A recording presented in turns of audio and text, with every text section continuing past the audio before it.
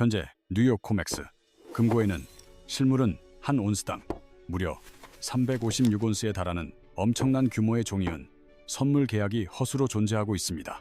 이 수치는 단순한 예측이나 가설이 아니며 2025년 12월 31일을 기준으로 집계된 금융시장의 냉혹한 현실이자 거대한 시스템 붕괴의 전조입니다. 이러한 비정상적인 레버리지 비율이 조용히 선물 시장을 파괴하고 있던 2026년 1월 3일 새벽 1시 50분 미국 군대는 전격적인 군사작전을 개시했습니다.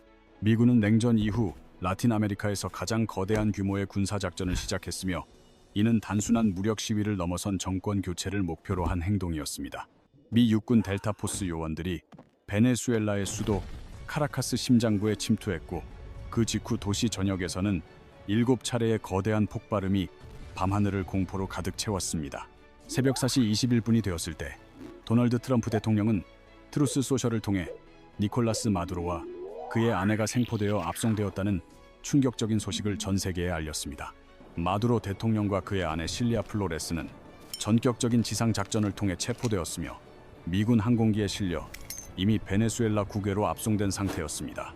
하지만 이러한 세기의 충격적인 사건에도 불구하고 달러 인덱스는 거의 움직이지 않았으며 금 가격 또한 평소와 다름없이 보합세를 유지하는 기현상이 벌어졌습니다. 심지어 은 가격은 역사상 유례없는 공급 부족 사태 직전임에도 불구하고 고작 3% 미만의 상승에 그치며 시장의 무덤덤한 반응을 적나라하게 보여주었습니다. 이것은 결코 정상적인 시장 행동이 아니며 금융시장이 이미 무언가 거대한 변화가 다가오고 있다는 사실을 사전에 인지하고 있었음을 강력하게 시사하고 있습니다. 현재 코맥스 금고 내부에서 일어나고 있는 일들은 6시간 전 카라카스에서 발생했던 정권 전복 사건보다 훨씬 더 위험하고 치명적인 금융적 재앙을 예고합니다. 여러분의 금융 파트너인 AG 에이시언 가이가 이 거대한 음모와 진실의 장부를 열어 2026년 1월 3일 새벽에 실제로 무슨 일이 벌어졌는지 파헤쳐드리겠습니다. 작전의 정밀한 타임라인을 분석하는 것은 매우 중요한데 이는 이번 군사적 에스컬레이션이 이미 글로벌 금융 리스크 모델 안에 깊숙이 박혀 있었기 때문입니다. 우선 베네수엘라와 뉴욕의 시간 차이를 이해해야 합니다. 베네수엘라는 UTC 4시간대를 사용하며 이는 미 시장 기준인 동부 표준시보다 1시간 빠릅니다. 따라서 카라카스 현지 시간으로 새벽 2시 50분에 폭발이 시작되었을 때 뉴욕의 트레이딩 데스크들이 가격을 책정하던 시각은 정확히 새벽 1시 50분이었습니다. 이 미묘한 시간 차이는 달러와 석유, 그리고 귀금속 선물 시장이 왜 특정 시간대부터 반응을 보이기 시작했는지를 설명해주는 결정적인 단서가 됩니다. 오픈소스 인텔리전스와 국방부의 유출 자료를 바탕으로 재구성한 분단위의 작전 시퀀스는 이번 군사행동이 얼마나 치밀하게 계획되었는지 증명해줍니다. 동부 표준시 기준 새벽 12시 50분에 베네수엘라 수도권 전역에서 첫 번째 폭발들이 보고되었으며 최소 7곳의 주요 군사 거점이 동시에 정밀 타격되었습니다. 목격자들은 카라카스의 여러 동네 상공에서 저공 비행하는 미군 항공기들을 목격했다고 증언했으며 이는 곧 대규모 지상군 투입의 전조 현상이기도 했습니다. 베네수엘라 최대 군사시설인 포르투나 기지 인근 주민들은 거대한 진동으로 창문이 흔들리고 전력 공급이 차단되는 극도의 혼란을 겪으며 공포에 떨어야 했습니다. 포르투나는 단순한 군사기지가 아니라 베네수엘라 국방부와 전군의 지휘 구조가 집결된 핵심적인 신경센터였습니다. 현지 시각 새벽 3시가 되자 공습 작전은 더욱 격렬해졌고 타격 목표 리스트는 주요 공군 기지와 통신 시설까지 확대되었습니다. 포르투나 기지는 여러 발의 정밀 유도탄을 맞았으며 주변 지역에서도 불길이 선명하게 보일 정도로 타격은 치명적이었습니다. 카라카스의 핵심 비행장인 라카를로타 공군 기지 또한 미군의 타격 목표가 되어 순식간에 화염에 휩싸였습니다. 활주로에 배치되어 있던 주요 항공 자산들은 미군의 정밀 타격으로 인해 대응할 기회조차 얻지 못한 채 무력화되었습니다. 전략적 요충지인 세로엘 볼칸의 통신 및 신호 안테나 단지가 파괴되면서 베네수엘라 군의 지휘 통제 네트워크가 마비되었습니다. 베네수엘라 최대의 카리브해 항구인 라구아이라 항구 역시 미군의 작전 범위에 포함되어 전격적으로 타격을 입었습니다. 미군의 공식 발표는 마약 밀매 인프라를 제거하는 것이었지만 이는 사실상 베네수엘라의 물류 기능을 마비시키는 작전이었습니다. 히게로테 공항과 리베르타도르 공군 기지 등 지역의 주요 항공시설들 역시 미군의 외과 수술식 타격을 피할 수 없었습니다. 이번 공습은 무차별 융단 폭격이 아니라 지휘 체계와 방공망, 물류 거점만을 정밀하게 제거하는 고도의 전술적 행동이었습니다. 새벽 3시 20분경 카라카스 남부 지역에는 대규모 정전 사태가 발생했으며 이는 포르투나 기지 타격과 동시에 일어난 일이었습니다. 곧이어 저공 비행하는 헬리콥터들이 포착되었는데 이는 미 육군 제160 특수작전 항공연대인 나이트 스토커스의 자산으로 추정되었습니다. 이 부대는 과거 오사마 빈 라덴 사살 작전 당시 네이비 실팀 6을 아보타바드로 수송했던 전설적인 특수 항공 부대입니다. 나이트 스토커스의 등장은 이번 작전이 단순한 공습이 아니라 특정 인물을 추출하기 위한 엑스트랙션, 임무임을 암시하는 강력한 신호였습니다. 현지 시각 새벽 3시 30분이 되자 미군의 모든 타격 작전은 종료되었고 카라카스 상공은 폭풍 전야와 같은 고요에 잠겼습니다. 첫 폭발이 일어난 후부터 작전이 완료되기까지 걸린 시간은 단 40분에 불과할 정도로 미군의 공격은 전격적이었습니다. 베네수엘라 정부는 텔레그램을 통해 민간 및 군사시설을 겨냥한 미군의 심각한 군사적 침략을 비난하는 긴급 성명을 발표했습니다. 성명서에는 카라카스를 포함한 미란다, 아라, 라, 구아이라, 주 등이 미군의 공격을 받았다는 구체적인 피해 지역들이 명시되었습니다. 흥미로운 점은 베네수엘라 정부가 침략을 물리쳤다는 주장을 전혀 하지 못하고 그저 공격을 받았다는 사실만을 수동적으로 발표했다는 것입니다. 이는 미군의 초기 타격으로 인해 베네수엘라의 작전 통제권과 대응 능력이 이미 완전히 상실되었음을 보여주는 결정적인 증거였습니다. 현지 시각 새벽 3시 34분 니콜라스 마두로 대통령은 국가 비상사태를 선포하며 미군의 침략에 대한 강력한 대응을 지시했습니다. 블라디미르 파드리노 로페즈 베네수엘라 국방장관은 즉시 정규군과 민병대의 총동원령을 내리는 표준 방어 프로토콜을 가동했습니다. 하지만 마두로가 긴박하게 명령을 내리던 그 순간 미 육군 델타 포스 요원들은 이미 지상에서 주요 목표를 타격하고 있었습니다. 사실상 베네수엘라 군이 전열을 가다듬기도 전에 미 특수부대는 이미 작전의 핵심 목표인 마두로의 턱 밑까지 접근해 있었습니다. 이제 전 세계 금융시장이 숨을 죽이며 지켜본 결정적인 타임라인, 동부 표준시 새벽 4시 21분으로 시계를 돌려보겠습니다. 이 시각 도널드 트럼프 대통령은 트루스 소셜을 통해 베네수엘라와 마두로에 대한 대규모 타격이 성공했음을 공식 발표했습니다. 트럼프는 마두로와 그의 아내 실리아 플로레스가 생포되었으며 이미 베네수엘라 국외로 압송되었다는 사실을 과거형으로 확언했습니다. 이는 단순한 군사적 위협이 아니라 미국의 최우선 작전 목표가 완벽하게 달성되었음을 전 세계에 알리는 역사적인 선언이었습니다. 트럼프 대통령이 게시글을 올린 시점에 마두로를 태운 수송기는 이미 베네수엘라 영공을 통과해 안전한 경로로 이동 중이었습니다. 작전을 주도한 핵심 부대는 미 육군 제1특수부대 작전 분견대, 즉 우리가 흔히 알고 있는 전설적인 델타포스였습니다. 델타포스는 카라카스 인근의 요새화된 지역에 지상 침투 작전을 감행하여 이들을 신속하게 확보하는 데 성공했습니다. 작전 장소는 포르투나, 기지 내부나 혹은 그 인근의 라비타 대통령 관저 복합 단지였을 것으로 강력하게 추정됩니다. 생포된 두 인물은 즉각 베네수엘라 영토 밖으로 이송되었으며 이후 미국 내에서 공식적인 형사 재판을 받게 될 예정입니다. 판본디 미국 법무장관은 뉴욕 남부지방 법원에서 발부된 2020년 마약 테러 영장을 바탕으로 이들을 정식 기소했습니다. 이들에게 적용된 혐의는 마약 테러 공모, 코카인 수입 공모, 그리고 불법 무기 소지 등 매우 광범위하고 치명적입니다. 특히 마두로에게는 오사마 빈 라덴과 같은 수준인 무려 5억만 달러의 현상금이 걸려 있었다는 점이 이 작전의 무게감을 말해줍니다. 이제 우리는 이 초유의 사태가 향후 4시간 동안 금융시장의 지정학적 가격 모델에 어떤 균열을 일으켰는지 살펴봐야 합니다. 트럼프 대통령은 동부 표준시 오전 11시에 말하라고 해서 이번 군사 개입의 구체적인 명분과 전략을 설명하는 기자회견을 예고했습니다. 시장 참여자들은 기자회견이 시작되기 전까지 약 9시간 반 동안 현지 국가 원수 체포라는 엄청난 뉴스를 소화해야 했습니다. 1월 3일장이 마감되었을 때 달러 인덱스는 고작 0.05% 상승한 96을 기록하며 역사적인 군사 작전에도 불구하고 극도로 차분한 모습을 보였습니다. 2025년 12월 온스당 550달러라는 사상 최고치를 경신했던 금 가격은 작전 당일 260달러에 거래되며 겨우 0.9% 상승에 그쳤습니다. 356대 1이라는 기록적인 종이은 레버리지와 5년 연속 공급 부족에 직면하는 가격 역시 고작 2.4% 상승한 74달러를 기록했습니다.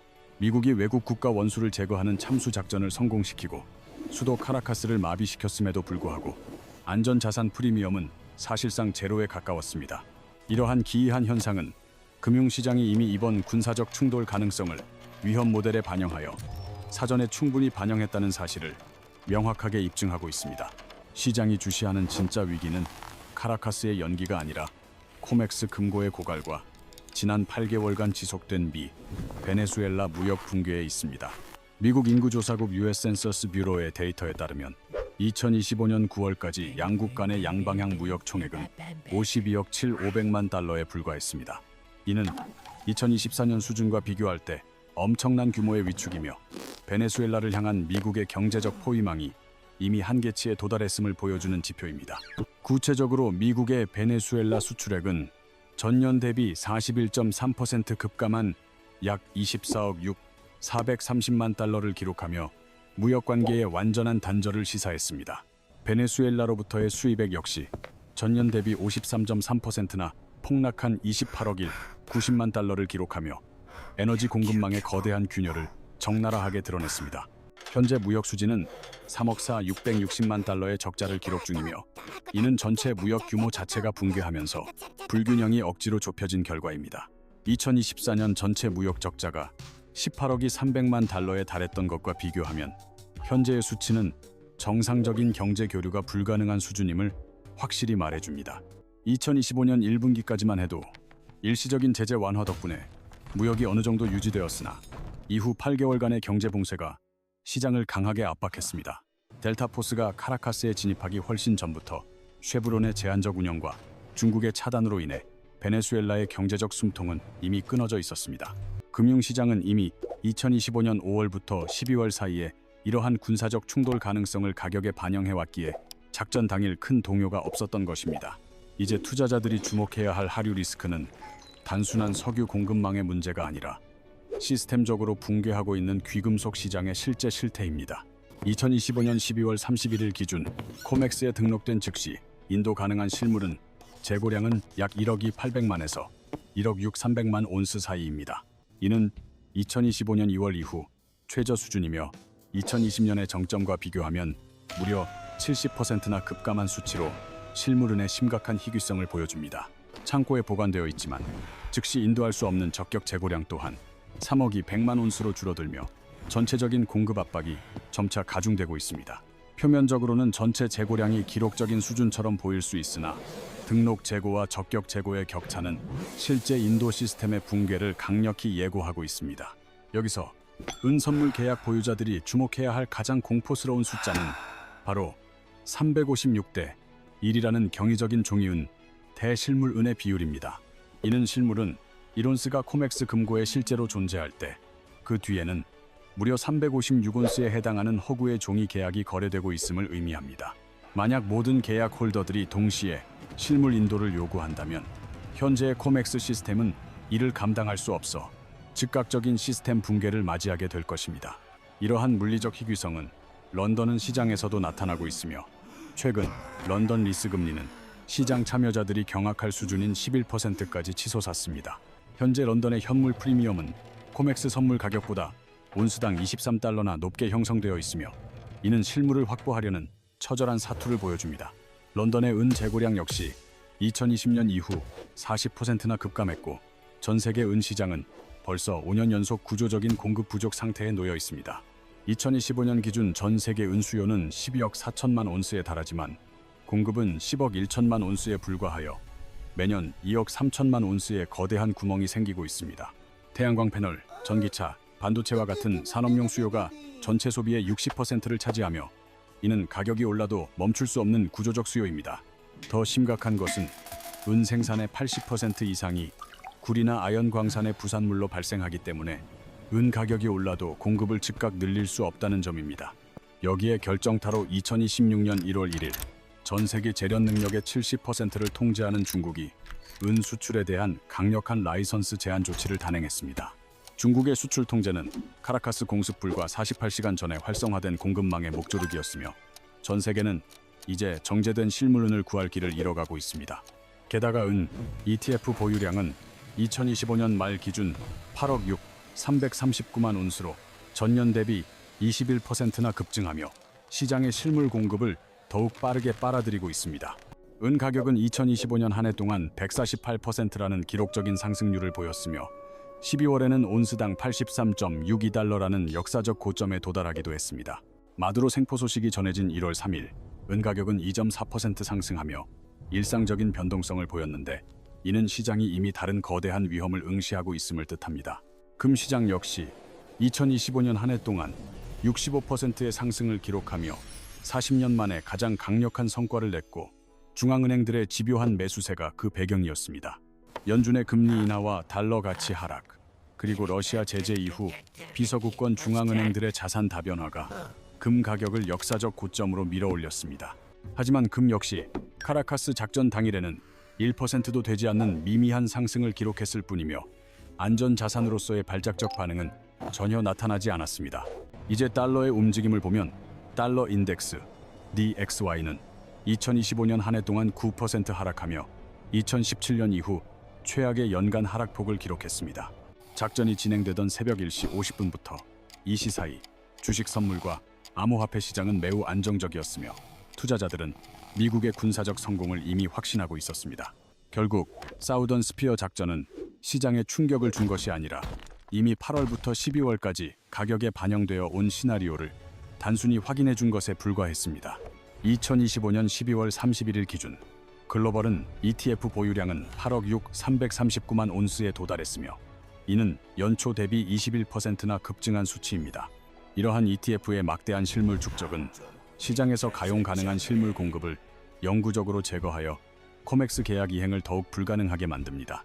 2025년 65%의 상승률을 기록한 금의 강세는 베네수엘라 사태보다는 연준의 금리 인하와 비서구권 중앙은행들의 강력한 매수세에 기인한 것이었습니다. 2025년 한 해 동안 달러 가치가 9%나 하락한 것은 연준의 비둘기파적 전환과 트럼프의 관세 정책에 따른 불확실성이 복합적으로 작용한 결과입니다. 결국 시장의 관점에서 베네수엘라의 지정학적 위기는 이러한 거대한 거시 경제적 흐름 속에서 발생하는 일시적인 소음에 불과하다고 판단하고 있습니다. 실제로 미군의 타격 시간 동안 달러 인덱스가 보여준 미미한 움직임은 이 모든 군사작전이 이미 리스크 모델 내에 완벽하게 반영되었음을 증명합니다. 마두로의 제거 이후 베네수엘라는 델시 로드리게스 부통령의 권력 승계 여부와 권력 공백으로 인한 극심한 혼란이 예상되는 상황입니다. 미국이 지지하는 마리아 코리나 마차도와 에드문도 곤살레스가 통제권을 장악하려 시도하겠지만 이는 자칫 장기적인 내전으로 번질 위험을 내포하고 있습니다. 만약 베네수엘라가 시민 갈등과 난민 위기로 빠져든다면 이는 워싱턴의 막대한 전략적 비용을 초래하는 지정학적 과잉 확장으로 기록될 것입니다. 하지만 금융 인텔리전스가 전하는 핵심은 진짜 시스템적 리스크가 카라카스가 아닌 코맥스 금고의 356대 1이라는 레버리지 비율에 있다는 사실입니다. 중국이 단행하는 수출 제한 조치와 5년 연속 이어지는 2억 3천만 온스의 공급 부족은 금융공학이 만들어낸 거대한 시한 폭탄과도 같습니다. 만약 계약 보유자들이 실물 결제를 대규모로 요구하기 시작한다면 종이 시장은 순식간에 붕괴하고 가격은 통제 불가능한 수준으로 폭등할 것입니다. 당분간 금은 온수당 300달러에서 400달러 사이에서 다지기에 들어가겠지만 은은 실물 인도 스트레스로 인해 가격 변동성이 극심해질 것입니다. 달러 인덱스 또한 베네수엘라 변수보다는 연준의 정책과 인플레이션 데이터에 따라 96에서 99 사이에 박스권 행보를 보일 가능성이 높습니다. 다만 베네수엘라의 정권 교체가 장기적인 분쟁으로 확산될 경우 석유 시장에는 배럴당 최대 25달러의 리스크 프리미엄이 추가될 수 있습니다.